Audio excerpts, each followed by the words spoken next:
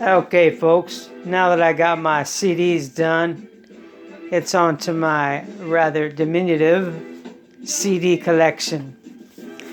I'm going to start off with a very iconic production called Rolling Stones Rock and Roll Circus. And this is pretty interesting stuff. It's hit or miss, but the hits are great, and the misses are even bigger. You got Jethro Tull opening it up, and The Who's really great. A quick one while he's away. Keith Moon wailing away on the drums and just great stuff. Taj Mahal's pretty good. Something Better by Marianne Faithfull sticks out for the fact that it's different than everything else, and it's actually a pretty good performance. Then you have Your Blues by Dirty Mac featuring Eric Clapton, and it's excellent stuff. Really an excellent performance.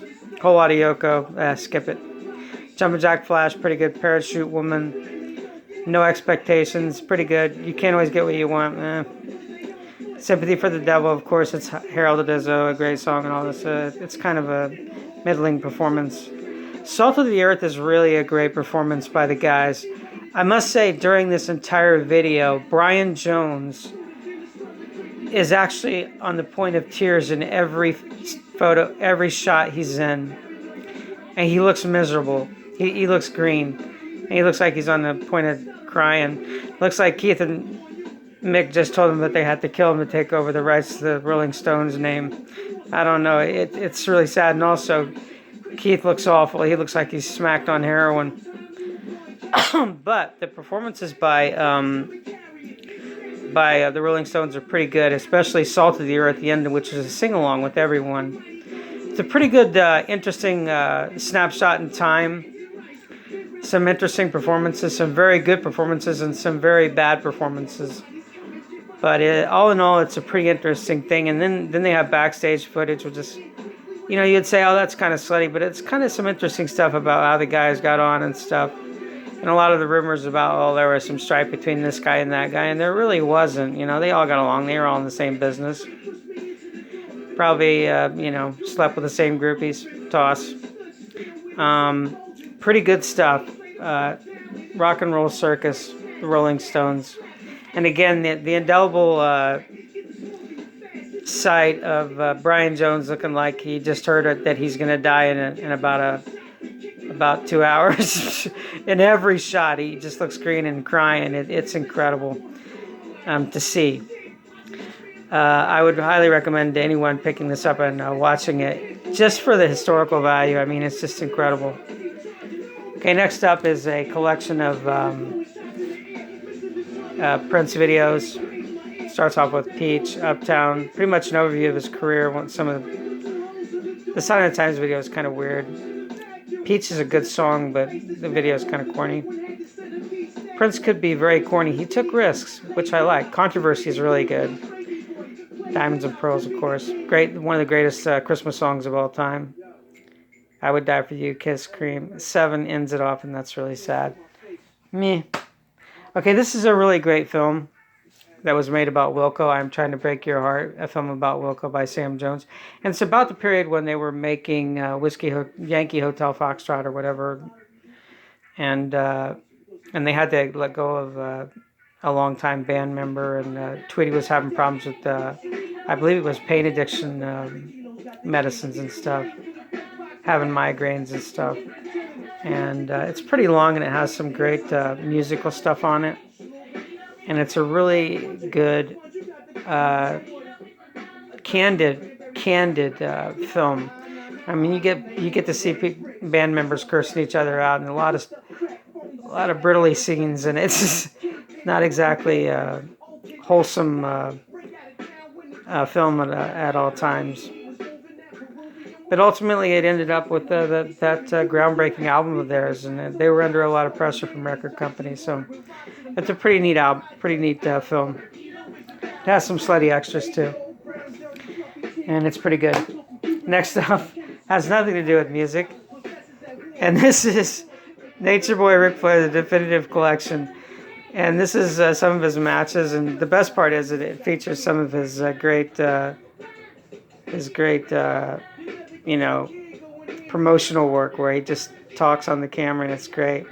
And you have some ringers like Roddy Piper, Harley Race, Sting, Shawn Michaels, Triple H, Kerry Von Erich, and Ricky the Dragon Steamboat talking. Pretty good stuff. I mean, Ric Flair was a great entertainer. Regardless of what you think about wrestling, yes, of course, prearranged, fake. Just as rigged as professional football. But Ric Flair was really an underrated performer. I mean, when he was on the mic and talking, he was an amazing talker. Very inventive. Next up is a concert film. Who Put the M in Manchester? A Morrissey concert film. Oh, this thing came up, which is okay. You listen, Major. Okay, and this is a good one. Has some early stuff of his. Has some Smith stuff of his on it. Has some covers. It's a really good concert. I mean, he really works hard to produce a sound that's really good in concert. And there's some extras where he's at festivals and stuff like that, and some music videos that are promoting his latest record, which was his comeback record that featured Irish Blood, English Heart, First the Gang to Die, and all that stuff. Pretty good stuff. Recommend it. Next up is another outlier. The Best of Triumph, the Insult Comic Dog, as featured on Late Night with Conan O'Brien. And I'd have to say some of the stuff is really funny. The stuff with Bon Jovi where the puppet dog totally trashes everything they ever done and makes fun of him. And Bon Jovi, the band, actually are sports about it. They it's pretty funny. It's really good stuff. He makes fun of Eminem and stuff. It's pretty good. So I kind of recommend it. Triumph is pretty funny. Another one.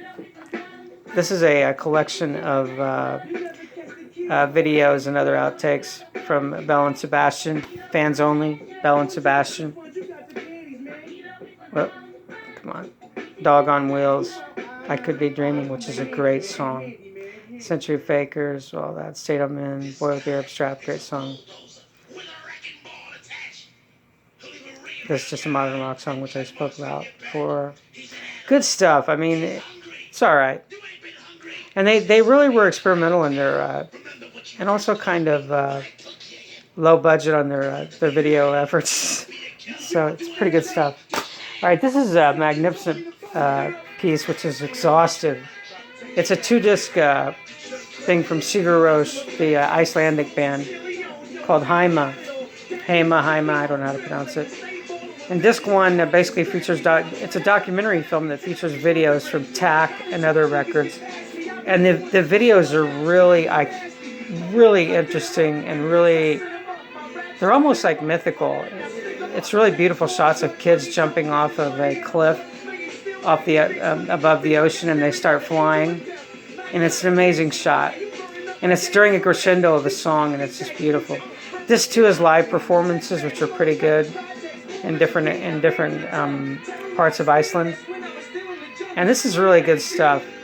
It's very long. I mean, it's one disc is 97 minutes, and the other is like just as long. It's good stuff. It's got a beautiful package too when you open it up. It's really, you got some photos and stuff. Hold on, if I can get it open. Well, you can't. You got to open it. You got to bring it out, which I don't want to spend time doing. But it's just, look at that beautiful scenery. That big mountain in the background. As the prophet said, if the mountain won't come to you, you got to go to the mountain. Good stuff. Next up is a Brazilian marketed version of Prince's Sign of the Times with a Purple Rain era shot of Prince playing guitar. And there, Show No Entrega, incluindo os hits Little Red Corvette and You Got the Look. Of course, Little Red Corvette was from 1999. The funny thing about this is the playlist in the back is totally off of what the DVD is. It starts off with Sign of the Times, not You Got the Look. And it's really a great concert film. It's the original film. They didn't F it up, and it's got good sound quality and everything. And you'd kind of be wary because it's from Brazil, but it's really good. Some great stuff here. Okay, here's another one. And I really never watched this. I watched it once and it was kind of boring. Flaming Lips, The Fearless Freaks. These guys were very good at self-promotion, not so good at music. Most of the time. Some of the times they had some good stuff.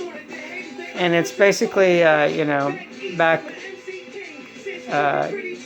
shots of them doing what they do and in their hometown of Tulsa, and some musical stuff and some stuff, it's just random.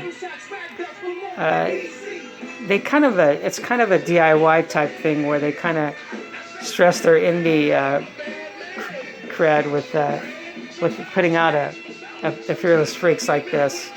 It's almost as if it was made by a fan to make them seem human and less like pop stars and stuff. It's all right. It's interesting to watch in that regard. If you watch it with a critical eye, you kind of get to what they're trying to promote here, which is not so much the band as the idea of the band, because the music is pretty thin on this. And that's my DVD collection, folks. Pretty much the Rolling Stones one is really, if you haven't seen it, you should watch it. It's the full concert, December 11th, 1968. I believe that's from before all the people that are going to view this were born. Good stuff. Have a great day, folks. Kind of hot here. Sun coming out. The hurricane didn't even come. I mean, the tropical storm, which is now a hurricane. I don't know if it's back to tropical storm now. I've been pretty busy this morning doing some work. You know what I mean? Different metabolisms. Peace out. It's a sick ride, baby.